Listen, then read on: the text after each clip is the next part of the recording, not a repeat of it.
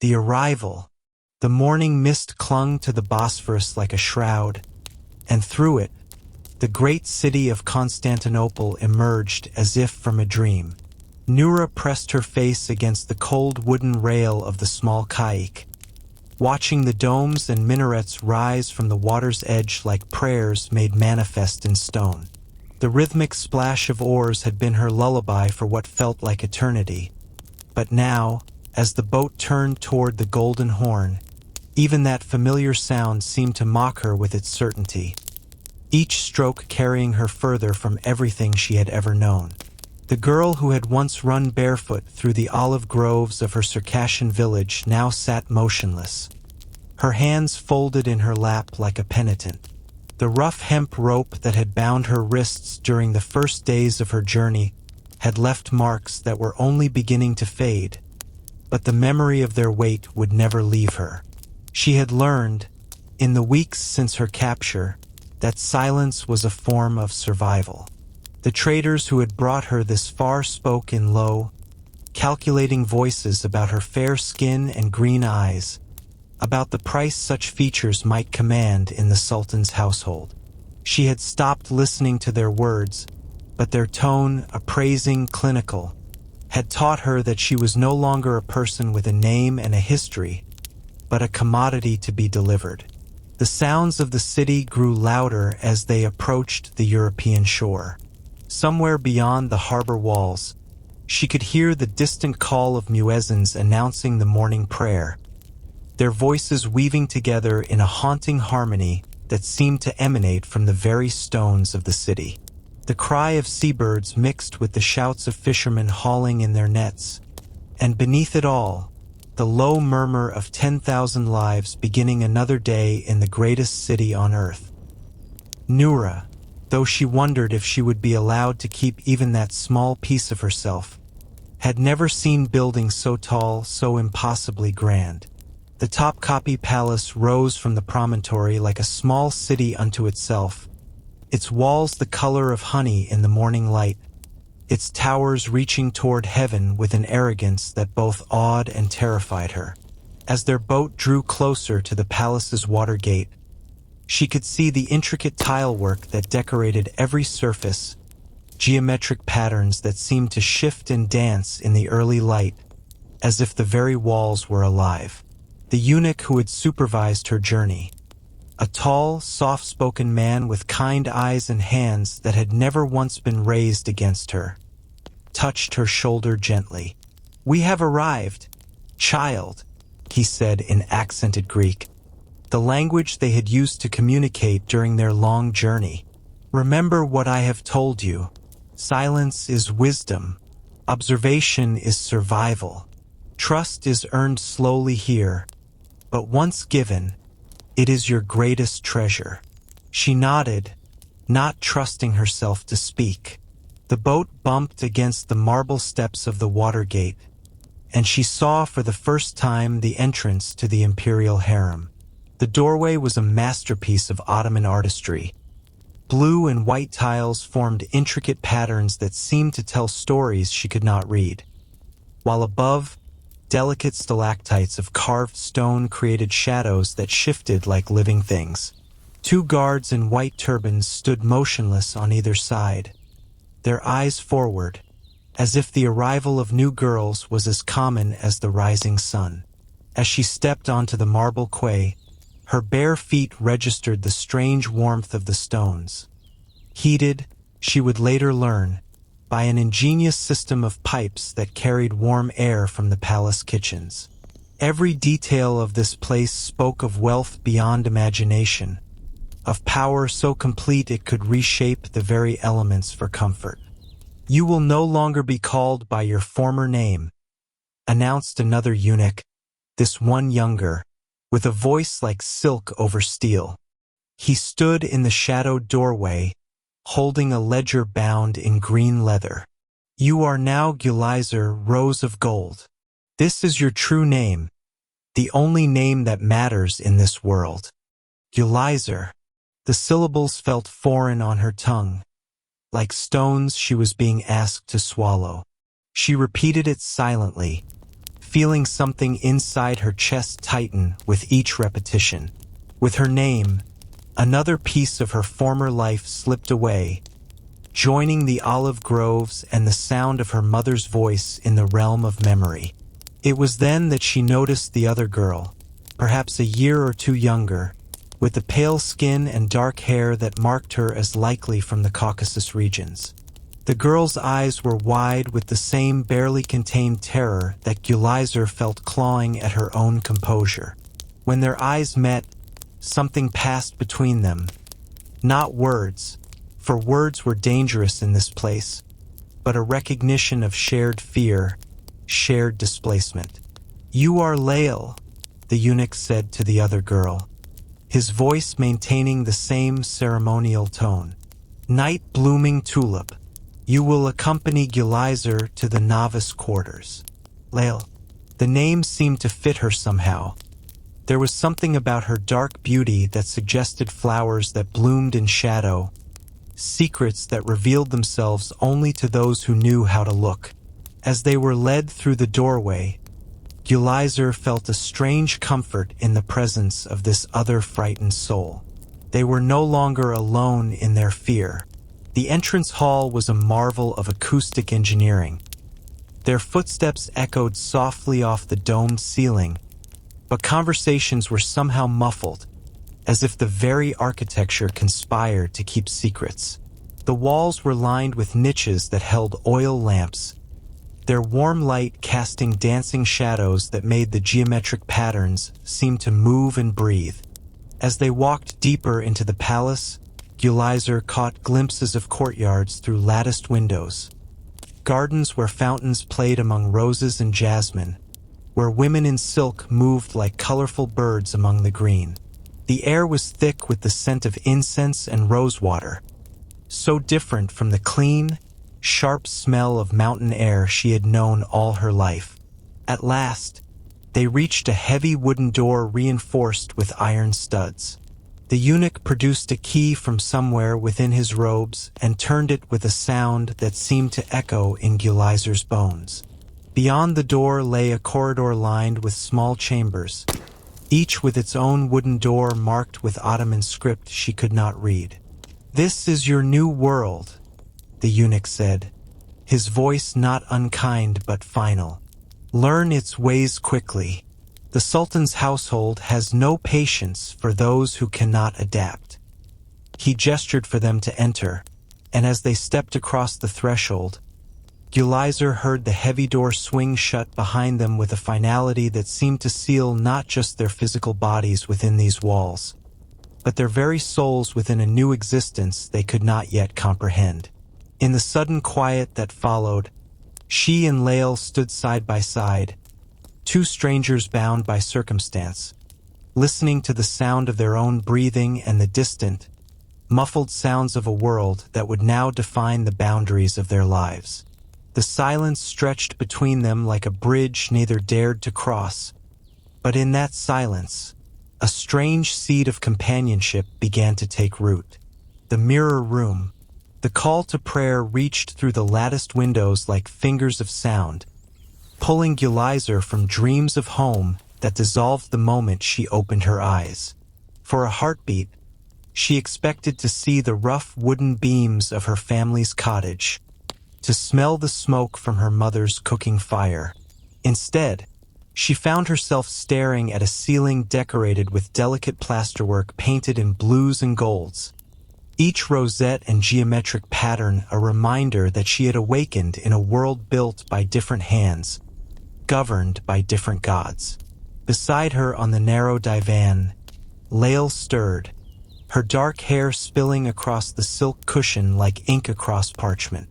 The dormitory where they had been placed held 12 beds, each separated by carved wooden screens that offered the illusion of privacy while allowing the supervisors to observe every movement. The other girls were already rising, their movements synchronized by weeks or months of the same routine, their silk sleeping robes rustling like autumn leaves as they prepared for the day's first obligations. The architecture of the room spoke of careful consideration for both beauty and surveillance.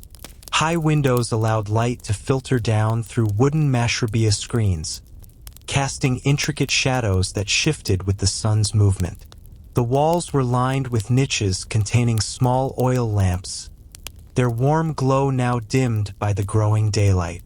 A fountain played softly in the center of the room, its water flowing over blue tiles in patterns that seemed to mirror the geometric designs overhead. The sound was meant to be soothing, but Gulizar found it alien, too controlled, too perfect, lacking the wild music of the mountain streams she had known. "The morning prayer," whispered one of the older girls, her voice carrying the careful modulation of someone who had learned to speak only when necessary. She was perhaps 17, with the olive skin and dark eyes of Anatolia, and she moved with the fluid grace of someone who had long ago adapted to the palace's rhythms. "We must dress quickly." Gulizar had learned the previous evening that this girl was called Safai, Pure One, and that she had been in the harem for 2 years. Her original name, like those of all the others, had been buried beneath the new identity the palace had given her. Safai's kindness was measured, careful, as if she had learned that too much warmth could be dangerous in this place of calculated hierarchies. The morning ritual began with ablutions in a chamber lined with marble basins, each one carved with verses from the Quran in flowing Arabic script. The water was warm, heated by the same ingenious system of pipes that warmed the floors, and it carried the scent of rosewater and jasmine.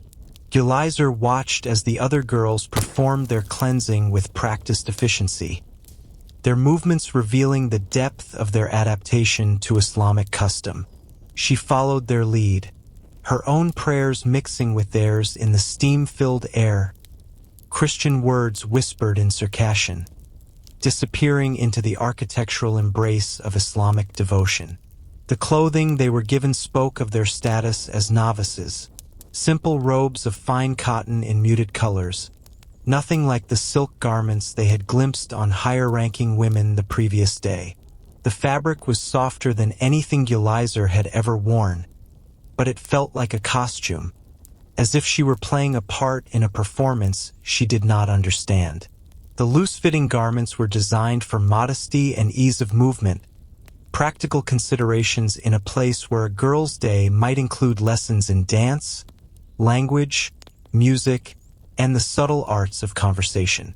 After the morning prayers, conducted in the palace's small mosque where the women were separated from the men by an ornate wooden screen, they were led to the mirror room. This chamber was unlike anything Gulizar had ever imagined. Its walls were lined with polished silver mirrors, each one framed in carved wood inlaid with mother of pearl. The effect was dizzying, multiplying every movement into infinity, creating a space where reality seemed to fragment and reassemble in countless reflections.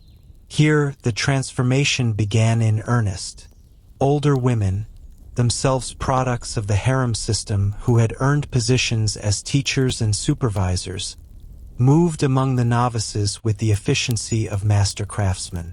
They knew exactly how to bring out the particular beauty of each girl, how to emphasize the features that might catch the sultan's eye, how to minimize flaws that might cause a girl to be overlooked or sent away. Gulizar watched as cosmetics were applied with delicate brushes, kohl to darken the eyes, rouge to bring color to cheeks pale from the shock of displacement, henna to stain fingertips and palms in intricate patterns. The women worked in silence, their movements precise and practiced, as if they were illuminating manuscripts rather than adorning human faces. The mirrors reflected every angle, every subtle change, creating a kaleidoscope of transformation that was both beautiful and deeply unsettling. As she sat perfectly still, allowing the women to work on her appearance, Gulizar observed the hierarchy of the room.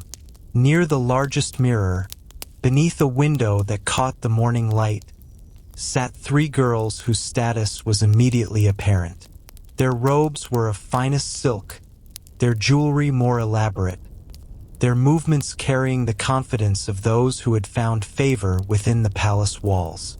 They spoke in low voices, their Turkish now fluent and elegant, discussing poetry and music with the casual sophistication of born courtiers. One of them, a girl with the classical features of a Byzantine beauty, her hair arranged in elaborate braids woven with gold thread, caught Gulizar's eye in the mirror. For a moment, their gazes held, and Gulizar saw in the other girl's expression something that might have been memory, or perhaps warning. This was Ice, she would later learn, who had arrived from Trebizond 3 years earlier and had risen to become one of the Sultan's favored companions. It was then that Marima Hatton, the chief tutor, noticed her. The elderly woman moved through the room with the authority of someone who had spent decades shaping young minds within these walls. She had been a scholar in her youth, trained in the classical traditions of Persian poetry and Arabic literature, and her sharp eyes missed nothing. She paused behind Gulizar, studying her reflection with the intensity of a painter examining a canvas. "This one," she said softly to her assistant, a younger woman with the bearing of a former palace favorite. "See how she holds herself, not defiant but not broken. She watches everything, absorbs everything, but reveals nothing. This is wisdom, not mere fear." Gulizar felt the weight of the evaluation, understanding that her very silence, the protective shell she had built around herself, was being interpreted as a sign of intelligence rather than trauma. In the complex calculus of the Ottoman court, the ability to observe without judgment, to remain composed under scrutiny, was a valuable asset. "She will join the advanced classes," Marima Hatton continued, her voice carrying the finality of imperial decree. "Persian poetry, Arabic calligraphy, advanced Turkish grammar. If she has the aptitude, we will add music and dance." The Sultan appreciates intellectual companions as much as physical beauty. The words should have brought relief or perhaps hope. Instead, they felt like another layer of transformation. Another step away from the girl who had once run through olive groves with dirt under her fingernails and the wind in her hair. The palace was reshaping her not just physically, but mentally, preparing her for a role she had never chosen but must now perfect if she hoped to survive. As the morning's preparations concluded, Gulizar found herself alone for a moment before the largest mirror. The girl who looked back at her was still recognizable. The same green eyes, the same fair skin that had marked her as valuable in the slave markets of the Black Sea coast. But something essential had changed. The reflection showed a young woman learning to exist in a world of calculated beauty, where every gesture might be observed and evaluated, where silence could be mistaken for wisdom and composure for sophistication. She raised her hand to touch the mirror's surface, and her reflection did the same, their fingertips meeting on the cold silver. In that moment, she understood that the girl from the Circassian mountains was becoming someone else entirely, not by choice, but by necessity. The palace would reshape her as surely as the gardens were tended, as carefully as the fountains were maintained. She would survive, perhaps even flourish, but she would never again be the same girl who had once known the taste of wild berries and the sound of her mother's lullabies.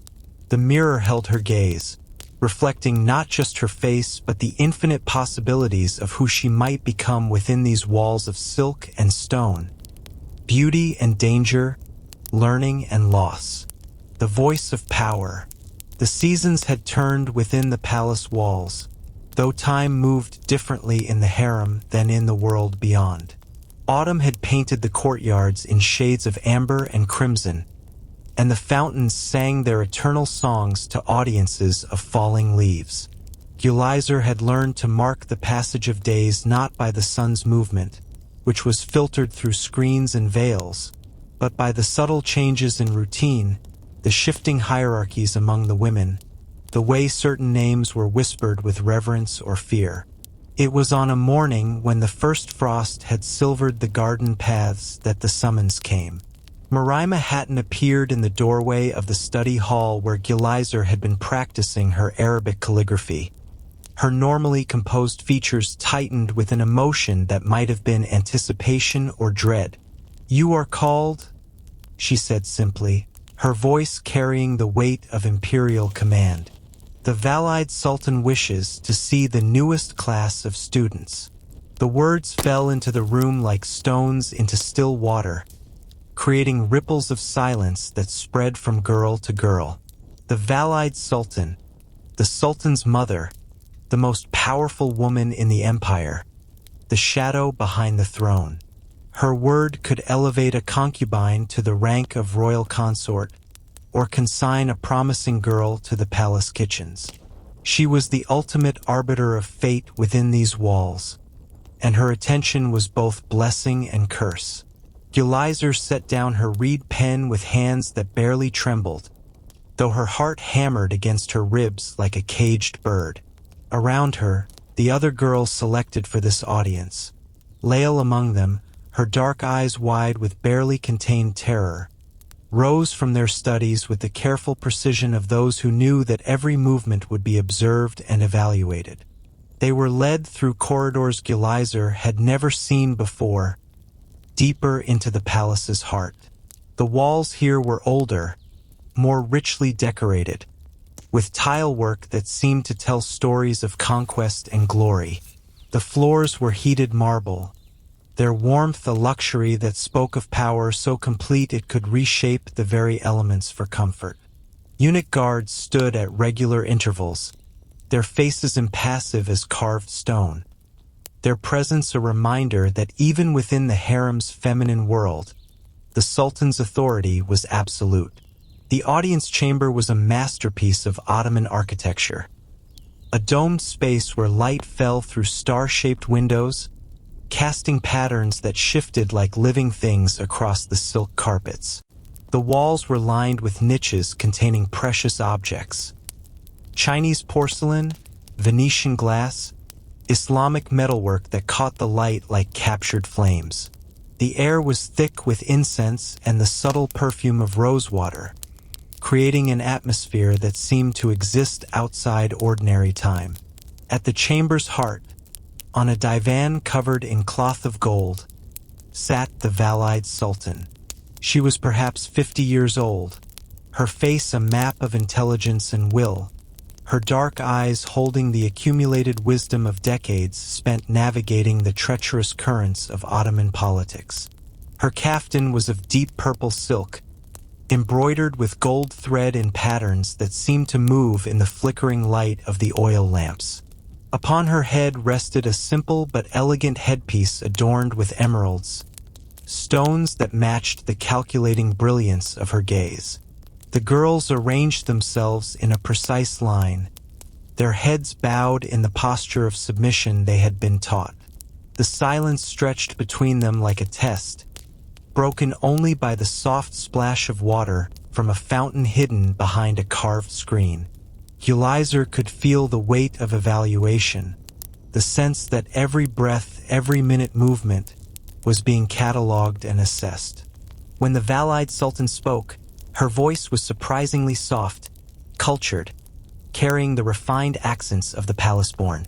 Yet beneath its silk surface lay steel, the unquestionable authority of a woman who had risen from concubine to the mother of an empire.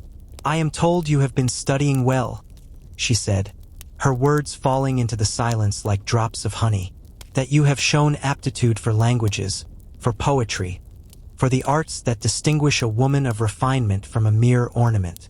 Her gaze moved along the line of girls, lingering on each face with the precision of a master jeweler examining precious stones.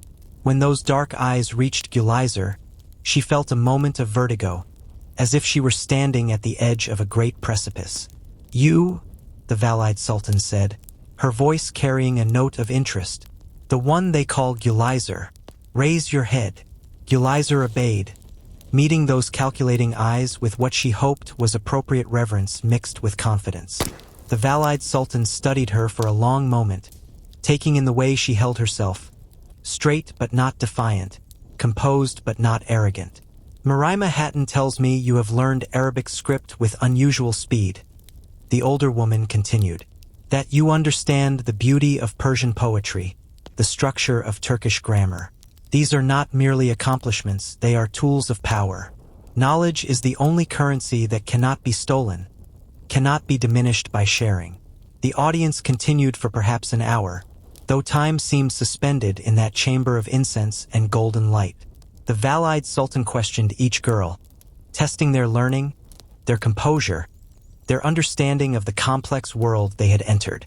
Some answered with trembling voices, others with the careful precision of those who had learned to walk on the knife's edge of imperial favor. When it was over, as they were led back through the corridors to their quarters, Gulizar felt as though she had been weighed in scales she could not see and found neither wanting nor exceptional, merely suitable for continued observation. The experience had revealed to her the true nature of her new world, a place where knowledge was power, where silence could be wisdom, where the wrong word or gesture could determine the course of an entire life. In the days that followed, she began to understand that the harem was constructed of layers within layers, like one of the intricate geometric patterns that decorated its walls. Every woman had her place, her function, her carefully maintained relationships. Information flowed through invisible channels. A glance here, a whispered word there, a gesture that carried meaning only to those who had learned to read the palace's secret language. It was during this period of heightened awareness that Gulizar began to write. In the quiet hours before dawn, when the palace slept and the oil lamps burned low, she would take a reed pen and sheets of precious paper, and let her thoughts flow in Arabic script. The poetry that emerged was not the classical ghazal she had been taught, but something rawer, more personal verses that captured the strange beauty of her captivity, the way homesickness could coexist with wonder, the manner in which the human spirit could adapt to even the most gilded cage. She wrote about the fountains that sang lullabies to displaced souls, about mirrors that reflected not just faces, but the infinite possibilities of identity, about the way morning light could transform stone into something that resembled hope. The poems were her secret rebellion, her way of maintaining some small corner of her soul that remained her own. One night, as she sat in the soft glow of an oil lamp, her pen moving across the paper like a bird across sky, she heard the sound that had become all too familiar in recent weeks, the quiet, muffled sound of someone crying in the darkness. She set down her pen and listened, her heart constricting as she recognized the particular cadence of Lael's sorrow. Rising from her writing desk, she moved silently across the dormitory to where her friend lay curled on her divan, her face buried in silk cushions to muffle her tears. The other girls slept on, exhausted by their daily lessons in transformation, but Gulizar settled herself on the floor beside Lael's bed, saying nothing, simply offering the presence of someone who understood. They did not speak. Speech was dangerous in the listening darkness of the palace. But in the silence, two souls displaced from their homes found a kind of comfort in shared grief. Gulizar reached out and gently touched Lael's hand, feeling the tremor of suppressed sobs, the weight of homesickness that never quite departed. They stayed like that until dawn began to filter through the latticed windows, two girls learning that even in a place designed to reshape them into something else entirely, the human need for connection, for understanding, for simple kindness, remained stronger than all the palace's rules and hierarchies. The music room. The invitation came with the first spring rains, when the palace gardens awakened from their winter slumber and the air carried the promise of roses yet to bloom. Marima Hatton appeared in the doorway of the morning study hall, her expression carefully neutral as she surveyed the young women bent over their lessons in Persian grammar. "Gulizar," she said, her voice carrying the particular tone that had come to mean opportunity, or perhaps trial.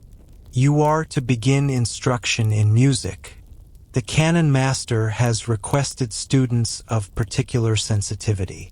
The canon, that most refined of instruments, with its 75 strings stretched across a trapezoidal frame like captured moonbeams.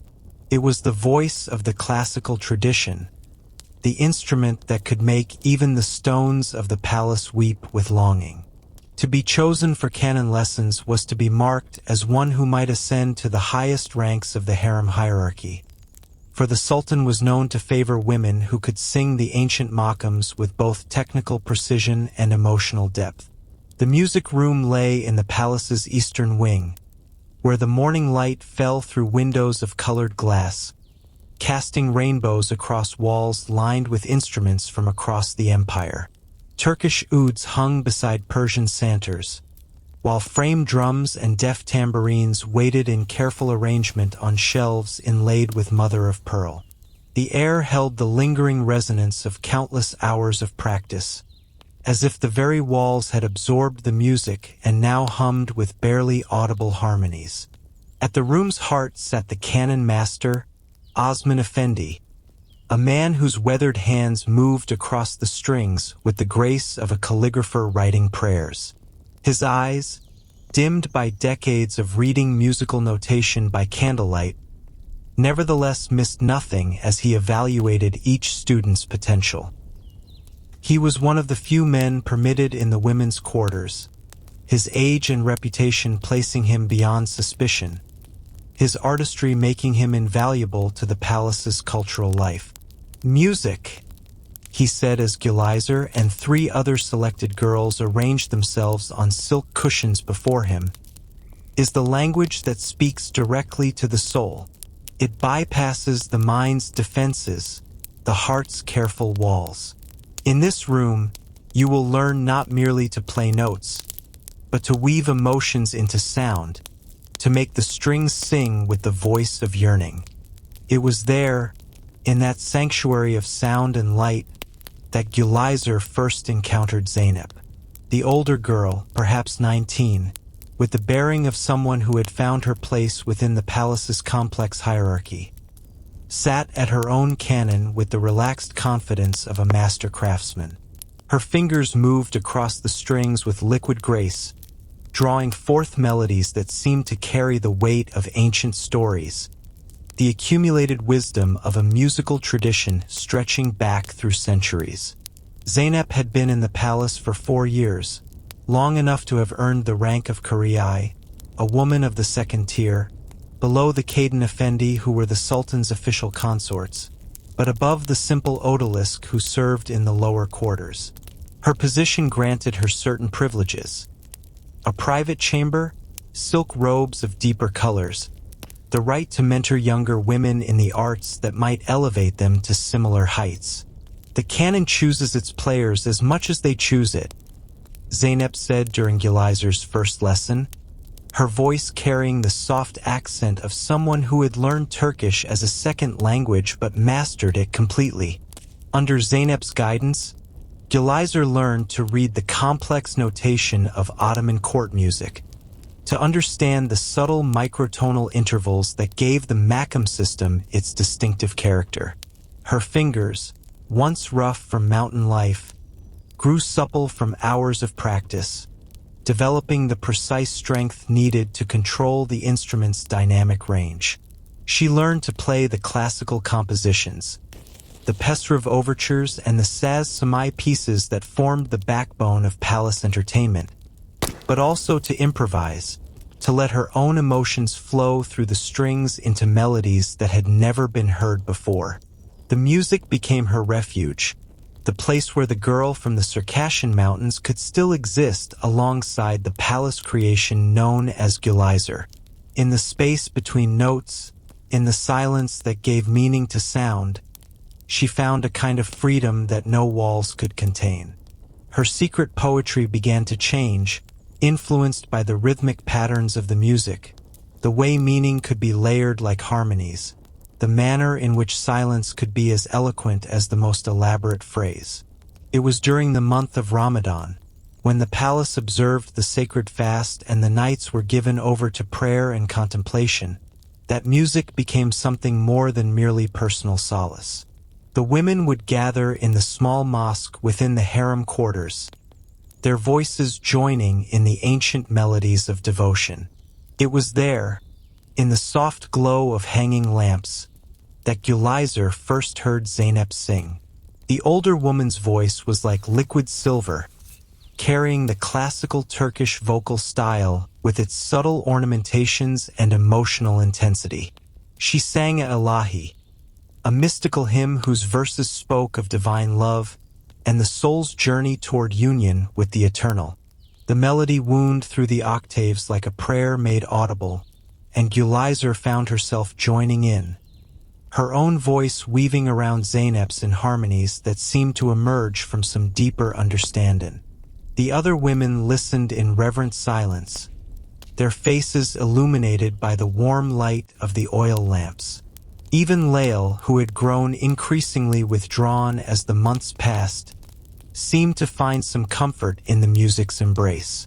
For perhaps the first time since their arrival, Gulizar saw her friend smile. Not the careful, guarded expression they had all learned to wear, but something genuine, unguarded, touched by the same transcendent beauty that the music had revealed. In the days that followed, music became the thread that wove their small community together.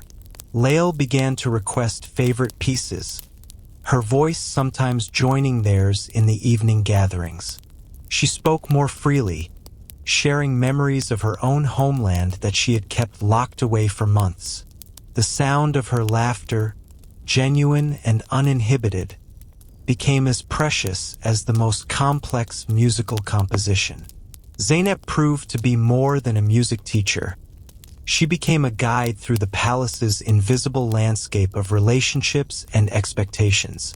She taught Gulizar which women to trust, which conversations to avoid, how to read the subtle signs that indicated shifts in the hierarchy. Her guidance was never direct, always wrapped in metaphor and suggestion, but its wisdom was unmistakable. "The palace is like a great composition," she explained one evening as they practiced together. "Every voice has its place, its moment to shine, its responsibility to support the whole. Those who try to sing too loudly or in the wrong key create discord. But those who find their proper place in the harmony, they help create something beautiful, something that endures." The spring nights grew longer, and with them came hours of peaceful practice in the music room. The colored glass windows would filter the last light of day into jeweled patterns on the walls, while the Canaans sang their eternal songs of longing and hope. Gulizar's skill improved rapidly, her natural ear for melody combining with rigorous practice to produce playing that even Osman Effendi praised. One evening, as the palace settled into its nocturnal quiet, Gulizar found herself alone with Zeynep in the music room. The older woman had been teaching her a particularly complex piece, a fazl suite that required not just technical precision but deep emotional understanding. As they worked together, Zeynep's eyelids grew heavy with the fatigue of the day's many obligations. "Play the last movement again," Zeynep murmured, settling back against the silk cushions. "The one that speaks of homecoming." Gulizar's fingers found the strings, drawing forth a melody that seemed to capture both sorrow and acceptance, the pain of displacement and the strange comfort of finding unexpected beauty in exile. The music flowed through the room like water, filling every corner with its gentle presence. Candles flickered on the window sills, their light dancing across the instrument's polished wood, across Zeynep's peaceful face as she listened with eyes closed.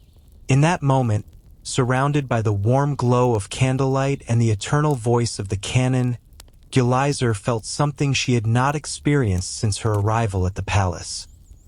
A sense of belonging that was neither forced nor artificial, but grew naturally from shared understanding, from the recognition that even in the most unlikely circumstances, human souls could find ways to create beauty together.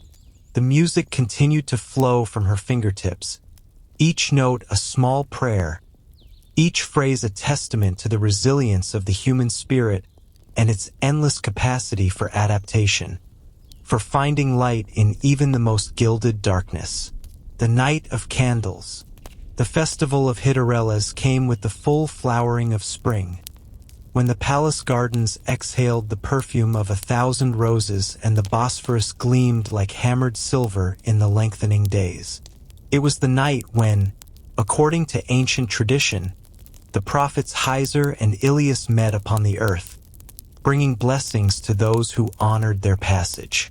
The entire palace transformed itself into a constellation of light, as if the stars themselves had descended to dance among the courtyards and corridors. Preparations began at dawn, when the eunuchs arrived with armfuls of silk lanterns in jeweled colors, emerald and sapphire, ruby and amber, each one painted with verses from the poets in flowing Arabic script. The servants hung them from every archway, every column, every tree branch in the gardens until the palace seemed to glow from within like a great lamp. The fountains were strewn with rose petals that floated like prayers upon the water, and the air grew thick with the smoke of sandalwood and frankincense. In the harem quarters, the transformation was even more profound. The women who normally oversaw the daily routines appeared with robes they had never seen before, silk so fine it seemed woven from moonbeams, in colors that shifted like water in sunlight. There were caftans of deep burgundy embroidered with gold thread, robes of midnight blue sewn with silver stars, garments of sage green that seemed to capture the essence of the palace gardens themselves. "Tonight," announced Marima Hatton, her voice carrying an undercurrent of excitement that she rarely allowed to surface, "the Sultan honors the ancient traditions. You will be presented as the flowers of his garden, each one perfect in her own beauty." The older women moved among the girls like master artists preparing their greatest works. Gulizar found herself dressed in a robe of pearl gray silk that seemed to capture and reflect the candlelight, her hair arranged in elaborate braids wound with ribbons of silver thread. The cosmetics applied to her face were more subtle than usual, a touch of kohl to darken her eyes, a hint of rose on her lips, henna patterns traced upon her hands in delicate spirals that caught the light like captured flame. Zeynep appeared beside her, transformed into something that seemed to belong more to legend than to life. Her kaftan was of deep emerald silk, embroidered with peacock feathers in gold and blue thread that seemed to shimmer with every movement. Her dark hair was crowned with a circlet of silver leaves, and her eyes held an expression that Gulizar had never seen before, a mixture of anticipation and something that might have been fear, or perhaps acceptance of a fate she had always known would come. "Remember," Zeynep said quietly, her voice barely audible above the rustle of silk and the distant sound of musicians tuning their instruments. "Whatever happens tonight, you must remain yourself. The palace will try to reshape you completely, but somewhere inside, you must keep the girl who remembers the taste of mountain air." They were led through corridors that had been transformed into passages of light, where every surface reflected the glow of hundreds of candles. The walls themselves seemed to breathe with golden radiance, and the geometric patterns in the tilework appeared to move and dance in the flickering illumination. The air was warm and heavy with perfume, creating an atmosphere that felt suspended between dream and waking. The great hall where they were to wait had been arranged like a garden of human flowers. Silk cushions and jeweled colors were scattered across Persian carpets, while low tables held silver trays of delicacies. Turkish delight dusted with rose petals, candied fruits that gleamed like gems, sherbet in crystal glasses that caught the light like captured rainbows. The women arranged themselves with the careful precision of a master artist's composition, each one positioned to catch the light most favorably, to create the most pleasing tableau. The musicians began to play, the haunting melody of the ney flute weaving through the deeper voices of the oud and canon, creating a tapestry of sound that seemed to lift the very air. Some of the women began to dance, their movements flowing like water, like wind through wheat fields, their silk robes creating patterns of color that shifted and changed with each gesture. It was then that he appeared, the Sultan himself, Abdulhamid II, the shadow of God on earth, the Padishah of the Ottoman Empire. He moved through the hall like a force of nature, his presence so commanding that the very candles seemed to burn brighter in his proximity. His robes were of dark velvet embroidered with gold thread, his turban adorned with an aigrette of diamonds and emeralds that caught the light like a fallen star. Gulizar had never seen him before, though his presence had governed every aspect of her life since her arrival at the palace. He was younger than she had expected, perhaps in his 40s, with the bearing of a man who had never known uncertainty about his place in the world. His eyes moved across the assembled women with the practiced evaluation of a connoisseur, taking in each face, each gesture, each carefully cultivated beauty. He paused before several women, speaking to them in low voices that carried the weight of imperial command. Some he dismissed with a gesture, others he regarded with longer consideration. When his gaze fell upon Zeynep, Gulizar felt her breath catch in her throat. The older woman rose gracefully, her movements flowing like music made visible, and bowed with the perfect balance of respect and dignity. The Sultan spoke to her, words that Gulizar could not hear but whose meaning was unmistakable. Zeynep's response was equally quiet, but her voice carried a note of something that might have been surrender, or perhaps relief that the long waiting was finally over. When she was led away, following the Sultan's gesture toward the inner chambers, she glanced back once at Gulizar, and in that look was a lifetime of understanding, of shared music, of friendship that transcended the boundaries of their captivity. The evening continued around the absence that Zeynep had left behind. Other women were chosen, led away into the deeper mysteries of the palace. The music played on, the candles burned lower, the festival of lights reached its crescendo and began its slow descent toward dawn. But for Gulizar, the world had narrowed to the space where her friend had stood, to the memory of silver eyes and the sound of laughter that had helped her find her place in this strange new world. She could not sleep when they were finally dismissed to their quarters. The dormitory felt empty despite the presence of the other women, as if some essential harmony had been disrupted. She lay upon her divan, staring at the ceiling where the dying candlelight cast dancing shadows, and found herself remembering not the palace and its glittering splendor, but the small cottage in the Circassian mountains where her mother had brushed her hair by the light of a single oil lamp. In her dreams, she was a child again, sitting cross-legged on the floor, while her mother's gentle hands worked through the tangles of her hair. Her mother hummed an old song, a lullaby that had been passed down through generations of mountain women, a melody that spoke of home and safety and the enduring love that bound families together across time and distance. The dream was so vivid that she could smell the smoke from the cooking fire, could feel the rough wooden walls of the cottage, could hear the wind singing through the pine trees outside. She woke to find tears on her cheeks and the taste of loss bitter in her mouth. The first light of dawn was filtering through the latticed windows, and the palace was beginning to stir with the sounds of another day. But Zeynep's bed was empty, her few possessions gone, as if she had never existed at all.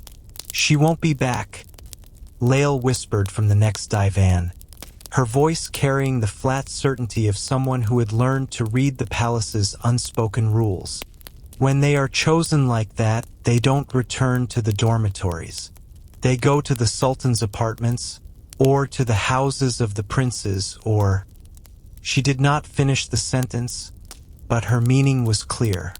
That evening, as the palace settled into its normal rhythms and the festival decorations were taken down, Gulizar found herself in the music room. The cannon sat silent in its usual place, its strings catching the last light of day like captured tears.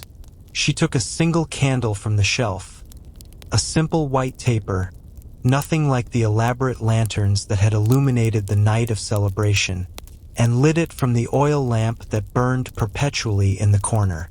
She carried the candle to the window that faced east, toward the mountains that had been her home, toward the world that existed beyond the palace walls. There, in the window's embrace, she set the candle down and watched its flame dance in the evening breeze. It was a small light, insignificant against the vast darkness that surrounded the palace, but it burned steadily, persistently, a tiny beacon of remembrance in the night. The flame flickered but did not die, and in its warm glow, Gulizar found a kind of peace. It was a light for Zeynep, wherever she had gone, a light for the friendship that had helped her survive the transformation from mountain girl to palace woman, a light for all the women who had found ways to create beauty and meaning within the golden cage of their captivity. The rise of the favorite. The first sign of change came with the quality of silk. When Zeynep returned to the music room 3 weeks after the night of candles, she wore a kaftan of such exquisite craftsmanship that it seemed to have been woven from liquid starlight. The fabric was a deep sapphire blue, embroidered with silver threads so fine they appeared to be drawn with light itself. Her hair, once simply braided with ribbon, now bore a circlet of pearls and sapphires that caught the morning sun streaming through the colored glass windows. But it was not the richness of her dress that announced her transformation. It was the way she carried herself, the careful distance she maintained even as she smiled, the manner in which her eyes no longer quite met those of her former companions. She had crossed an invisible threshold, entered a realm where different rules applied, where every word and gesture carried the weight of imperial scrutiny. "Gulizar," she said when she saw her former student, and even her voice had changed softer, more modulated, carrying the refined accents of someone who had learned to speak for an audience of one. "I trust your practice has continued." The formality of the greeting struck like a physical blow. This was not the woman who had sung mystical hymns in the lamplight, who had shared the secrets of the canon's hidden melodies, who had offered guidance with the warmth of genuine affection. This was Zeynep Kadın Efendi, the Sultan's newest favorite, a woman whose elevation had placed her beyond the reach of ordinary friendship. Gulizar bowed appropriately, understanding without being told that the dynamics of their relationship had shifted irrevocably. "Yes, my lady, the Makamai Isfahan has become clearer to me." "Good," Zeynep replied, though her approval carried none of the warmth it once had. Musical accomplishment is always valued in the palace. The conversation continued in this manner, polite, correct, empty of the connection that had once made the music room a sanctuary. When Zeynep left, trailed by 2 junior eunuchs who had been assigned to her service, the room felt larger and colder, as if her presence had somehow diminished rather than graced it. The palace, Gulizar realized, had a way of transforming even its greatest gifts into forms of isolation. Zeynep's rise to the exalted position of Kadın Efendi, one of the Sultan's official consorts, had lifted her beyond the reach of her former companions, but it had also enclosed her within a golden cage more beautiful and more confining than any they had known. In the days that followed, the ripples of change spread throughout the harem like waves from a stone dropped in still water. The hierarchy, always present but often invisible, became sharp and unmistakable. Women who had once spoken casually to Zeynep now approached her with formal courtesies, their eyes averted in the presence of someone who had found favor in the Sultan's bed. But favor, as everyone knew, was as fragile as morning mist. The palace had its own cruel mathematics. For every woman who rose, others must fall. Within a month of Zeynep's elevation, Ice, the former favorite from Trebizond, was quietly dismissed from the palace, her crime nothing more than having become familiar, predictable, yesterday's beauty in a court that demanded constant novelty. The news of Ice's dismissal spread through the harem in whispers, each woman understanding that what had befallen her could happen to any of them. She had been given a small pension and sent to live in a house on the Bosphorus, a fate that was merciful by the standards of imperial justice, but which nevertheless represented a kind of death, an erasure from the only world that now had meaning for her. Another girl, Gulay, who had been in the palace for only 6 months, was sent away after making the mistake of openly weeping when she learned of Ice's fate. The palace had no patience for displays of emotion that might disturb the careful equilibrium of its enclosed world. Her tears were interpreted as a sign of dangerous instability, a crack in the porcelain perfection that the harem required of its inhabitants. The atmosphere grew tense, watchful. Conversations became more guarded, smiles more calculated. The women moved through their daily routines with the heightened awareness of those who understood that they were always being observed, always being evaluated, always one misstep away from the door that led back to the world they had lost. It was during this period of uncertainty that Lael began to withdraw again. The progress she had made, the laughter that had begun to return to her voice, the tentative friendships she had formed, all of it seemed to evaporate like dew in the harsh light of the palace's realities. She attended her lessons in silence, ate her meals without appetite, and lay awake at night staring at the ceiling with eyes that held the hollow look of someone who had glimpsed the true nature of their captivity. Gulizar watched her friends decline with growing alarm.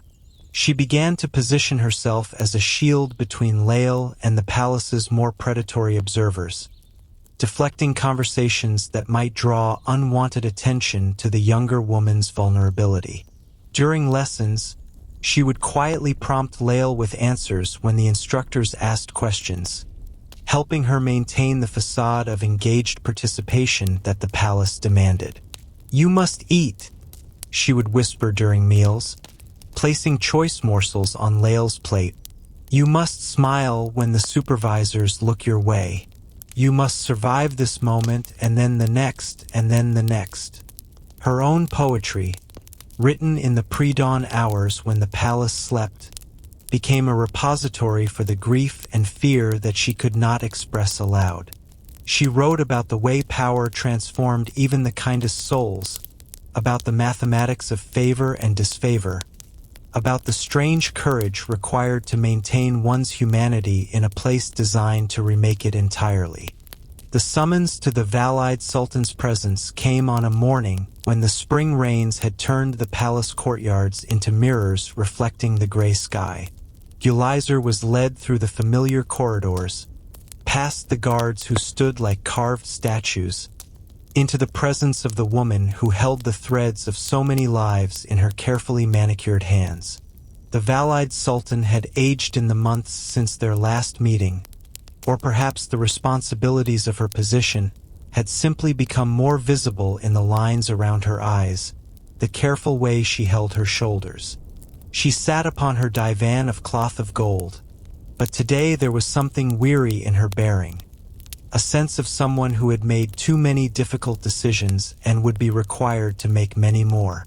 "Gulizar," she said, her voice carrying its usual authority but tempered with something that might have been approval. "I am told you have shown unusual discretion during these recent adjustments, that you have helped maintain harmony among the younger women." The words were a trap, Gulizar realized. To agree would be to admit that she had noticed the fear, the instability, the cracks in the palace's perfect facade. To disagree would be to lie to someone who knew the truth of everything that occurred within these walls. "I have tried to be helpful where I could, my lady," she replied carefully. "The younger women sometimes need guidance in understanding the palace's ways." "Indeed," the Valide Sultan said, her dark eyes revealing nothing of her thoughts. Which is why I have decided to assign you as a junior tutor for the new arrivals.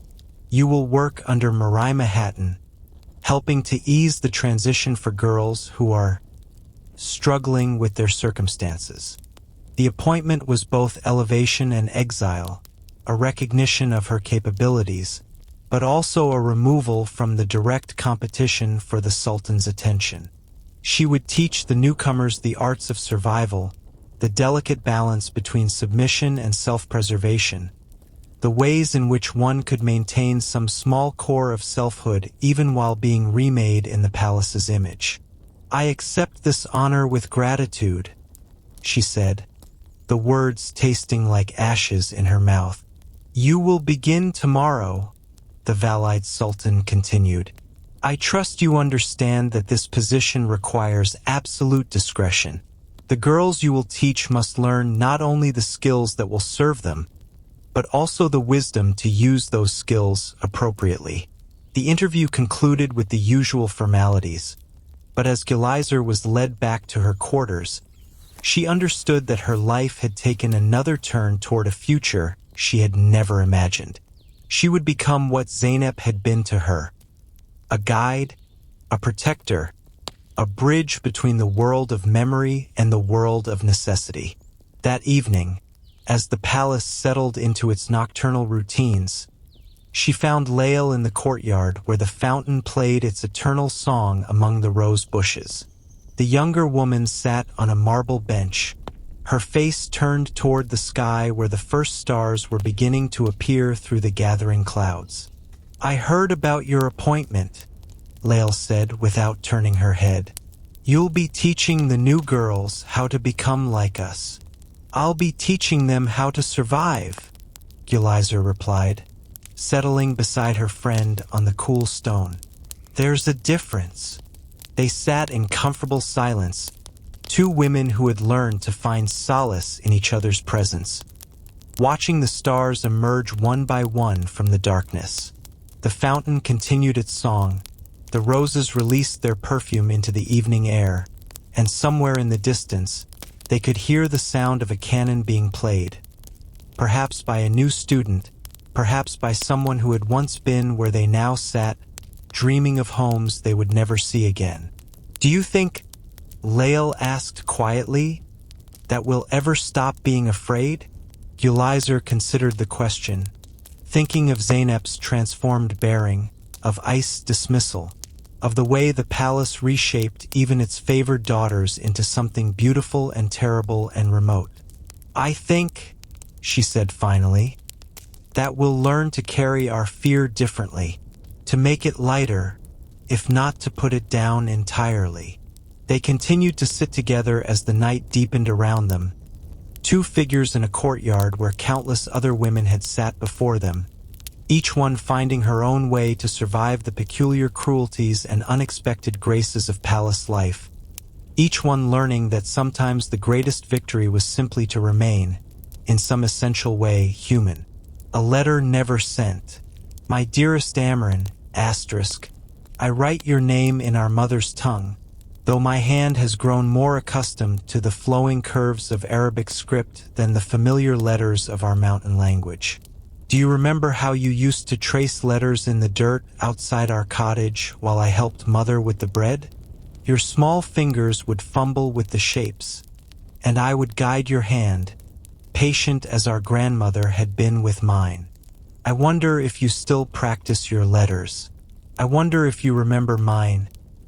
It has been 2 years since the traders took me from the olive grove where I was gathering the last fruits of the season. 2 years since I heard the sound of your voice calling my name across the valley. 2 years since I smelled the smoke from mother's cooking fire or felt the rough wool of father's coat against my cheek.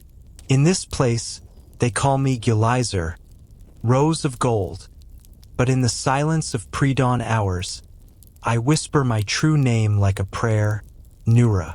I say it so I will not forget the sound of it in my own voice. The The palace where I live now is more beautiful than anything in our grandmother's stories. The walls are covered with tiles that catch the light like captured pieces of sky, and the fountains sing day and night with voices sweeter than the stream that ran behind our cottage. But beauty, I have learned, can be its own kind of prison. These walls that sparkle with jeweled colors have never known the touch of mountain wind. These fountains, for all their music, have never tasted the wild freedom of snowmelt rushing toward the sea. Asterisk. I have become a teacher here, little brother. Each morning, I wake before the first call to prayer and prepare lessons for the newest girls. Children, really, torn from their homes as I was from mine. Yesterday, a girl arrived from Georgia, her eyes holding the same hollow terror I once carried. Her name was Katuna, though they have already decided she will be called Nazli, Coy One.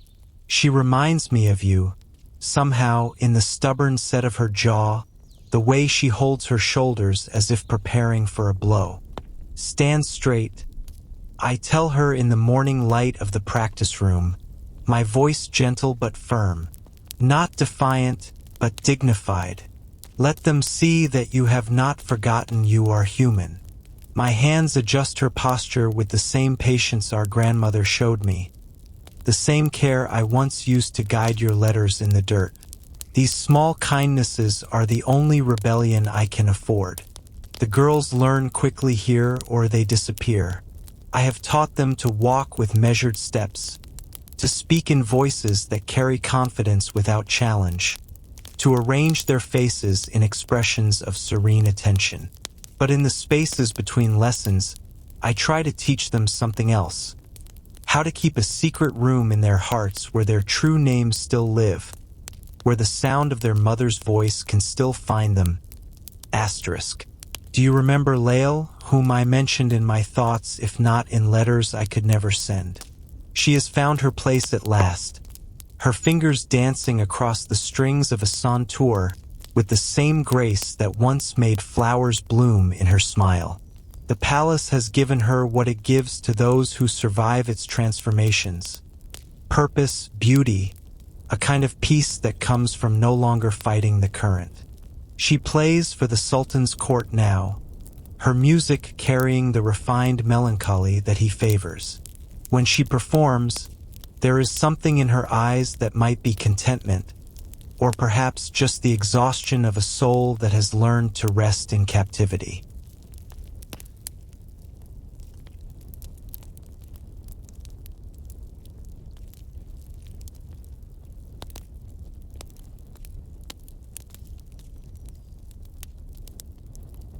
And Zeynep, my first teacher, my guide through the labyrinth of palace life.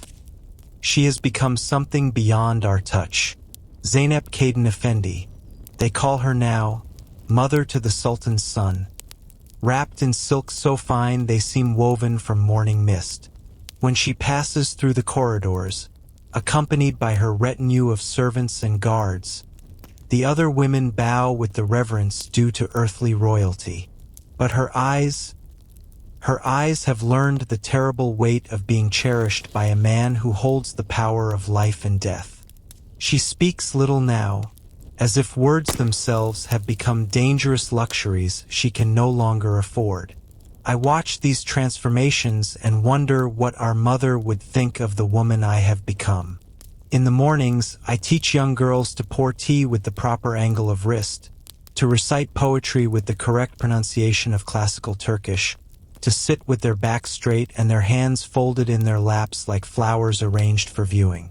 In the evenings, I write secret verses in the margin of legitimate correspondence, hiding fragments of my true self in the spaces between official words. The rituals of this place have become the rhythm of my days. The 5 daily prayers, spoken in Arabic that tastes foreign on my tongue but has become familiar as breathing. The weekly visits to the Harem, where steam rises like incense and the women's voices echo off marble walls in conversations that dance around truths too dangerous to speak directly. The monthly presentations, where we display our accomplishments. Music, poetry, needlework, like offerings laid upon an altar we cannot see. But there are moments, Amarin, when the mountain girl still breaks through the palace woman's careful composure. When I hear the night wind singing through the palace gardens, it carries the scent of pine and snow, and for a heartbeat, I am running barefoot through the olive groves again, my laughter echoing off the valley walls. The world did prove larger than our imaginings, little brother. But wonderful, that is a word I have learned to use carefully. I do not write to ask for rescue. The roads that brought me here cannot be traveled backward, and the girl who ran through olive groves has learned to walk on marble floors. I write only to tell you that she existed, that she loved you, that she remembers the sound of your voice calling her name across the valley. I write to ask that you remember hers. Keep our mother's songs alive, Amarin. Sing them to your children when they come. Tell them about their aunt who learned to find light in the darkest places, who discovered that dignity could bloom even in the most unlikely soil. Tell them that love, once given, cannot be taken away, not by distance, not by time, not by all the beautiful prisons that men build to contain the women they desire. Asterisk. Remember me not as Gulizar, the rose of gold, but as Noura, your sister who taught you letters in the dirt and who carries your laughter still in the secret chambers of her heart. With all the love that distance cannot diminish, your sister. The letter lay before her on the low writing table, the ink still wet in the lamplight. Gulizar, for she had learned to think of herself by that name, even in the privacy of her thoughts. Read the words once more, feeling the weight of everything unsaid, everything that could never be safely committed to paper. From the courtyard below, she could hear the sound of Lael's sauntour drifting through the night air, each note clear and perfectly placed, beautiful and melancholy as a prayer for the dead. Somewhere in the palace's inner chambers, Zeynep slept in silk-draped apartments, her dreams perhaps haunted by the ghosts of simpler times when music was joy rather than duty, when silence was choice rather than survival. Tomorrow would bring new lessons, new girls to guide through the intricate steps of their transformation. There would be correction of posture, refinement of speech, the endless, patient work of teaching young souls to carry themselves with dignity even as they learn to navigate the golden labyrinth of their captivity. But tonight, in the space between one breath and the next, she allowed herself to be simply Noura, a mountain girl who had loved her brother and missed her mother and who still, in the deepest chambers of her heart, believed that morning might bring wonders. She folded the letter carefully, her fingers tracing the creases with the same reverence she might have shown to a sacred text. Rising from the writing table, she moved to her sleeping alcove, where silk cushions lay arranged on a divan of carved wood. Beneath the largest cushion, she had long ago hollowed out a small space, invisible to casual inspection, where she kept her most precious possessions. A few dried flowers from the palace garden, a small stone that reminded her of the mountains, and now this letter that would never find its way to the brother who lived only in memory. The letter joined the other treasures in their hidden sanctuary, and she arranged the cushion over them with the same care she brought to everything else in her carefully ordered life. Above her head, the oil lamp flickered, casting dancing shadows on the walls painted with geometric patterns that seemed to shift and breathe in the uncertain light. She extinguished the lamp and lay down upon the silk cushions, her body settling into the familiar contours of her bed. In the darkness, the palace breathed around her. The whisper of wind through latticed windows, the distant sound of water flowing in the eternal fountains, the soft rustle of silk as other women shifted in their sleep. But in her dreams, she was running again through olive groves, her bare feet sure on the mountain paths, her voice calling across the valley to a small boy who traced letters in the dirt and who would remember, always remember, the sound of his sister's laughter carried on the wind. The room of sleep. The autumn of 1908 came to the palace like a whisper of endings, carrying with it the scent of rain and the distant sound of cannons from the city below. The young Turks had taken power, and even within the harem's protected walls, the women could feel the tremor of a world reshaping itself. The empire that had once seemed as eternal as the stars was growing old, its certainties crumbling like the mortar between ancient stones. Noura, though she had answered to Gulizar for so long that the sound of her birth name had become foreign even to her own ears, stood in the mirror room where her transformation had begun 23 years before. The silver-backed glass reflected a woman of 42, her fair hair now streaked with silver, her green eyes holding the accumulated weight of thousands of small sorrows and smaller joys. The girls who came to her now called her simply teacher, their voices carrying the respectful distance that separated the young from those who had survived long enough to become fixtures in the palace's eternal theater. Her hands, once rough from mountain life, then soft from palace luxury, were now marked by the careful calluses of constant work, the gentle abrasions that came from adjusting posture, demonstrating the proper way to pour tea, guiding frightened fingers across the strings of musical instruments. She had become what she had once needed, a bridge between the world of memory and the world of necessity, a keeper of the small wisdoms that meant the difference between survival and dissolution. The newest girl, Elmira, stood beside her in the mirror's embrace, her dark hair falling in waves around a face that held the particular pallor of recent grief.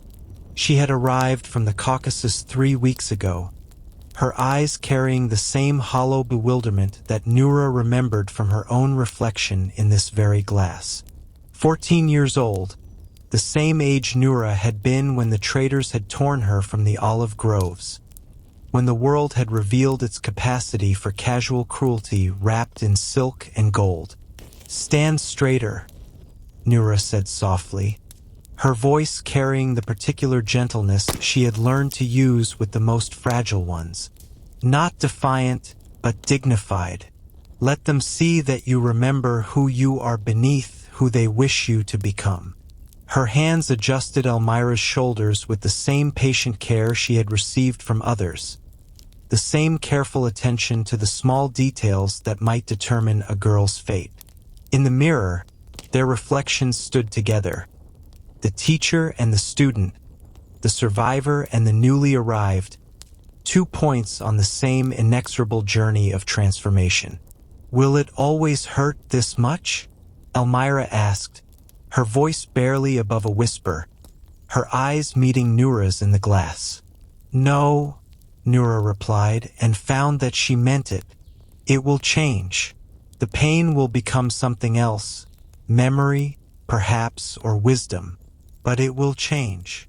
She remembered asking the same question in different words to different women who had stood where she now stood. The answer had been the same then, spoken with the same careful hope, the same refusal to promise what could not be guaranteed.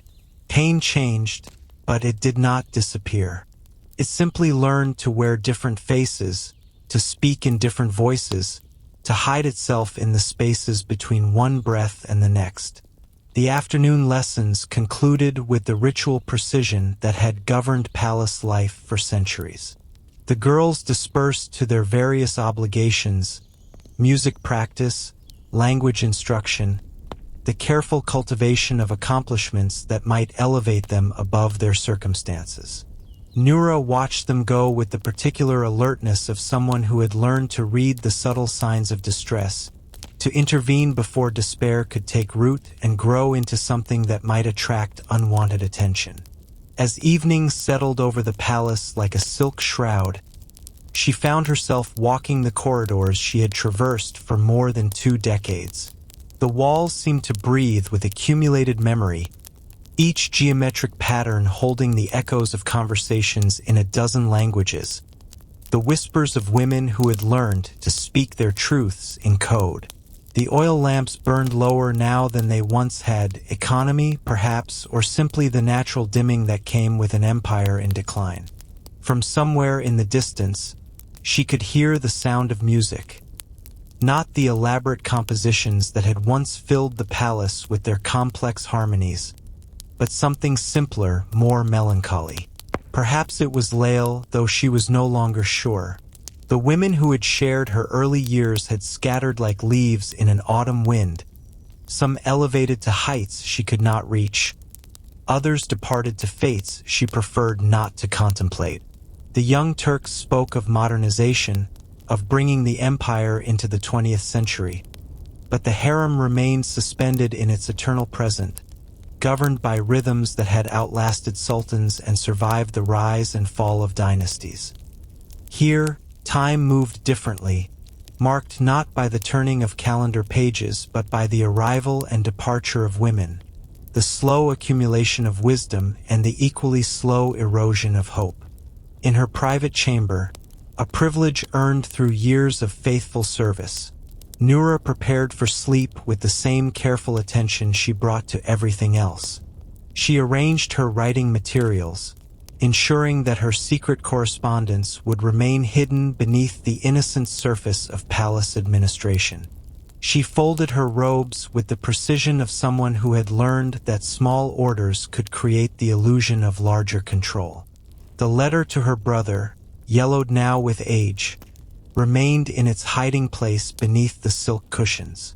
She had not read it in years, but its presence remained a source of comfort, a reminder that somewhere in the space between memory and hope, her true self continued to exist.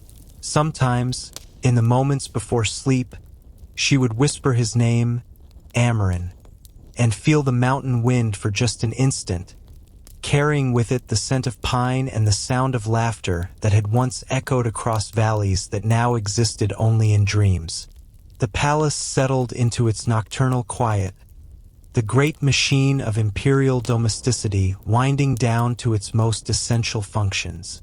Guards maintained their silent vigils, fountains continued their eternal songs, and in chambers throughout the complex, women lay down to sleep on silk-covered divans, their dreams carrying them to places that existed only in the geography of memory. Noura extinguished her lamp and lay back against the cushions that had supported her through countless nights of adaptation, of transformation, of the slow accretion of wisdom that comes from learning to survive in a world that was never designed for one's comfort. Her body, once young and vital, now carried the particular weariness of someone who had spent decades teaching others to navigate the same treacherous waters she had learned to cross. In the darkness, she could hear the palace breathing around her. The whisper of wind through latticed windows, the distant sound of water flowing over marble, the soft rustle of silk as other women shifted in their sleep. But beneath these familiar sounds, she could detect something else. The almost inaudible conversation of walls that had absorbed decades of secrets, floors that had supported the weight of countless transformations, ceilings that had witnessed the full spectrum of human adaptation. She closed her eyes and felt the familiar descent into sleep, that daily surrender to the unconscious that had become her most reliable refuge. In her dreams, she was sometimes the mountain girl who had run barefoot through olive groves, sometimes the palace woman who had learned to find dignity in captivity, sometimes something else entirely. A keeper of stories, a guardian of names, a living repository of all the small human truths that survived even the most complete transformations. The empire was aging, the world was changing, and the palace that had once seemed as eternal as the heavens was revealing its mortality. But in the space between sleeping and waking, between memory and dream, between the girl she had been and the woman she had become, something essential remained constant. The stubborn persistence of human identity beneath all the layers of adaptation and survival. No one remembers my name, but the walls do.